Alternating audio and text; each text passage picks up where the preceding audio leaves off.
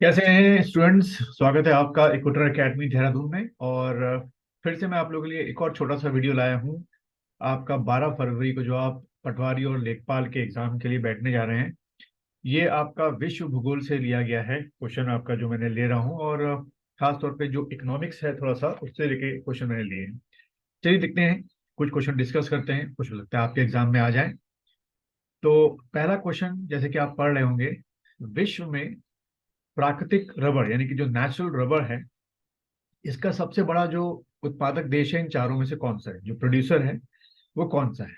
और ध्यान रखिएगा, किसी भी किताब में अगर आप उठा के देखें तो 1993 से ही ये जो देश है जिसकी मैं बात कर रहा हूँ इन चारों में से, वो नंबर 1 चल रहा है किसमें, नेचुरल रबड़ के प्रोडक्शन के मामले में।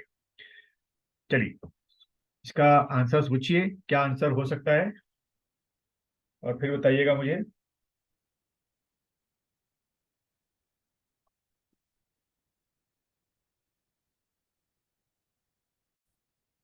चलिए, इसका बच्चों जो आंसर है वो है आपका क्या, थाईलैंड।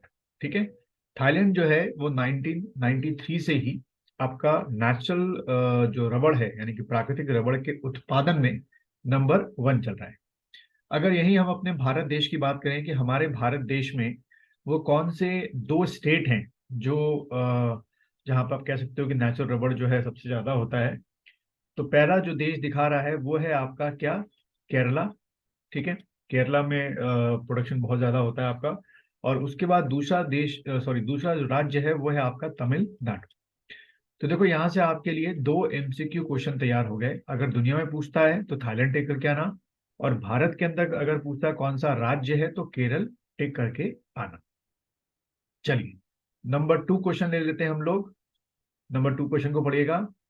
कोयले के निम्नलिखित प्रकारों में से एक विशेष प्रकारों की अपेक्षा अधिक प्रतिशत कार्बन अंश होता है। तो आप में से जिसने भाई पढ़ा होगा फिजिकल ज्योग्राफी, जियोमॉर्फोलॉजी पढ़ा होगा, उसमें भी कोयले के प्रकार दे रखे हैं। तो ये चारों कोयले के प्रकार ही हैं। तो इसमें इन्होंने क्वेश्चन इस तरीके से पूछा है कि सबसे बेस्ट क्वालिटी का कोल कौन सा होता है, क्योंकि उसमें जो जो आपका कोल होता है यानी कोयला होता है, उसमें मोर देन 80% या 90% क्या होता है, आपका कार्बन होता है। इसलिए उसको सबसे अच्छा क्वालिटी का कोयला माना जाता है। तो ये चारों कोयले के प्रकार हैं। आप आंसर सोचिए कौन सा इसमें हो सकता है।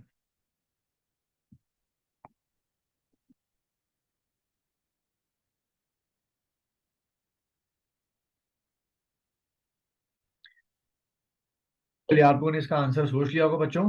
तो इसका जो आंसर है वो है आपका एंथ्रासाइट।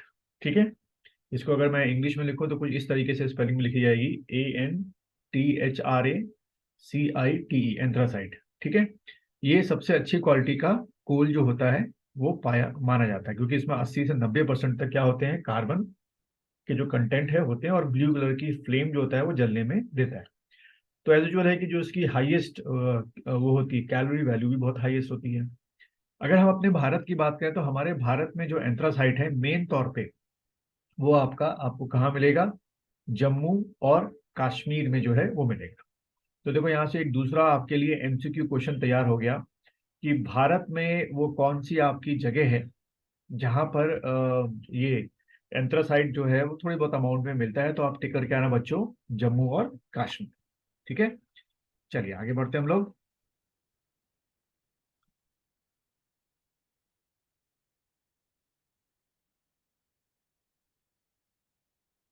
चलिए, अगला क्वेश्चन देखेंगे हम लोग। अगला क्वेश्चन है आपका ये, तीसरा क्वेश्चन मान के चलें आप लोग।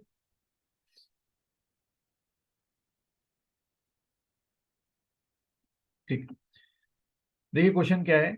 विश्व का विशालतम स्वर्ण क्षेत्र दक्षिण अफ्रीका के निम्न में से कौन से पर्वत श्रेणियों में अवस्थित है। यानी कि यहाँ क्वेश्चन ये पूछा गया है कि साउथ अफ्रीका में, ठीक है, साउथ अफ्रीका में वो कौन सी आपकी माउंटेन रेंज है जहां पर ह्यूज अमाउंट ऑफ क्या है, गोल्ड रिजर्व है। ये आपसे क्वेश्चन पूछा गया है, गोल्ड रिजर्व। चार ऑप्शन आपको दिख रहे होंगे, रोगे, विल्डबर्ग, वीट वॉट सरेंट, ग्रूट स्वाटवर्ग, ड्रैगन्सवर्ग। चारों में से आपको बताना है क्या आंसर हो सकता है।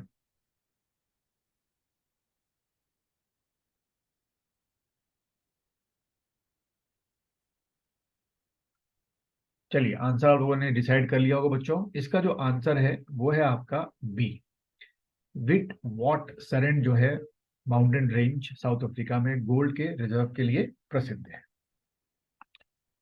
चलिए अगला क्वेश्चन देखते हैं। दो तरीके की आपको एक लिस्ट दे रखी है, एक तरफ दे रखा है रेल मार्ग और दूसरी तरफ दे रखा है आपका जोड़ने वाला स्थान।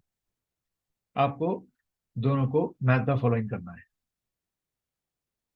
ये कुछ लेंदी क्वेश्चन ऐसे होते हैं जिनमें दो का भी अगर आपको आंसर पता होगा तो आप कर लेंगे।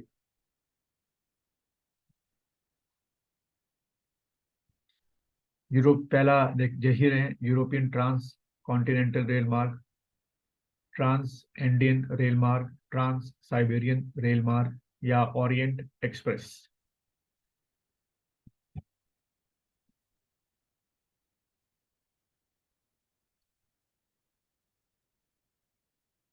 चलिए बच्चों, इसका जो आंसर है अगर हम लोग बनाना शुरू करें तो देखिए पहला वाला क्या है, यूरोपियन ट्रांस कॉन्टिनेंटल रेल मार्ग।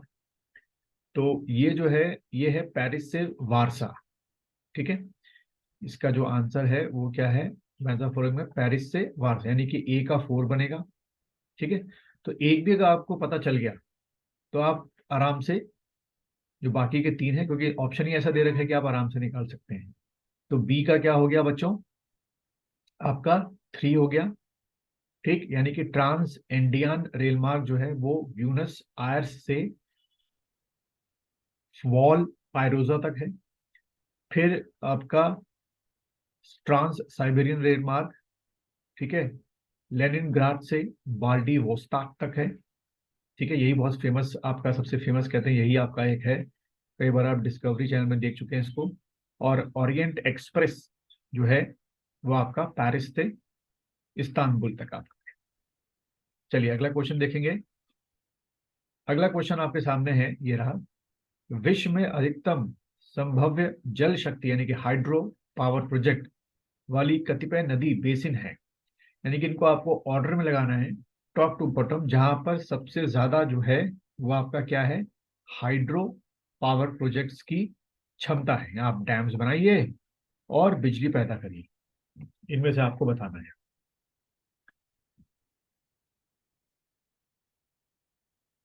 ऑप्शन में आप देख रहे होंगे नदियां जो दे रखी हैं। इसमें भी ऐसे क्वेश्चन में भी बच्चों देखो तुक्का मारना है बहुत ही कठिन होता है, और ना ही माने अगर आपको नहीं पता है छोड़ दें ऐसे क्वेश्चंस को। एग्जैक्ट आपको आंसर पता है तभी करें। खैर बच्चों, इसका जो आंसर है वो है आपका ए, यानी कि सबसे ज्यादा कॉन्गो में है। उसके बाद दूसरी नदी जो हो गई आपकी वो कोलंबिया हो गई, नदी बेसिन मतलब, और तीसरा यांगसी हो गई। ठीक है, अब आपके लिए असाइनमेंट है, इनके लोकेशन जो है वो अभी जब आप ये वीडियो देख लें तो लोकेशन को एक बार क्या कर लें, सर्च कर लें। अगला क्वेश्चन देखेंगे। विश्व का कौन सा देश मुलायम लकड़ी एवं लकड़ी की लुगदी का सबसे बड़ा उत्पादक और निर्यातक, यानी कि प्रोड्यूसर भी है और एक्सपोर्टर भी है?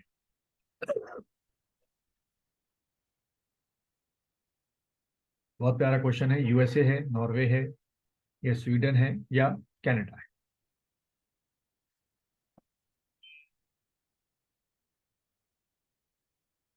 चलिए बच्चों, इसका आंसर जो है वो है आपका कनाडा। अगला क्वेश्चन देखेंगे आप। शुष्क भूमि के लिए सर्वाधिक उचित फसल कौन सी होती है? देखिए, इसको भी निकालने के तरीके हैं। सबसे बड़ी बात, ए आंसर तो किसी हालत में नहीं हो सकता क्योंकि उसको सबसे ज्यादा पानी चाहिए होता है, गन्ना यानी कि शुगर केन। बाकी क्या आप जूट गेहूं मूंगफली पे लगा सकते हैं।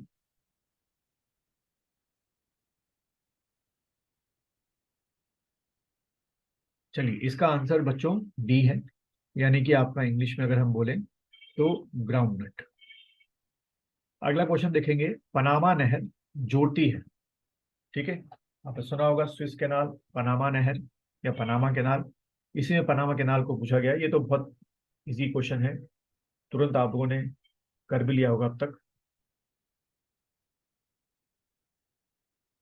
इसका आंसर बी। अगला क्वेश्चन देखेंगे। कृषि में युगम पैदावार का अंशय को उगाने से है, किसका अंश उगाने को है?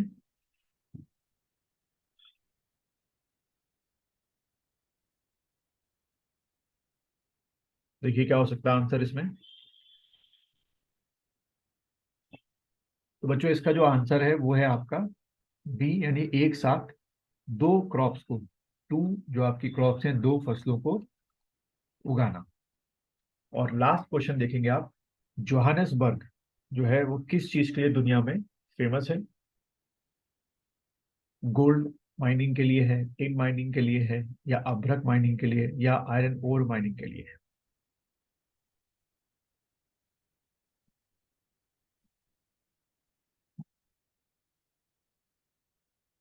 बच्चों इसका जो आंसर है वो है आपका गोल्ड माइनिंग। तो अगर आपका इस एमसीक्यू टेस्ट में आउट ऑफ 10 6+ में आंसर सही जा रहा है तो तैयारी आपकी अच्छी चल रही है। और जिनके क्वेश्चन गलत हुए कोई बात नहीं, हो सकता है इसी में से कोई क्वेश्चन, एक दो क्वेश्चन आपके 12 फरवरी को आने वाले लेखपाल और पटवारी में आ जाए।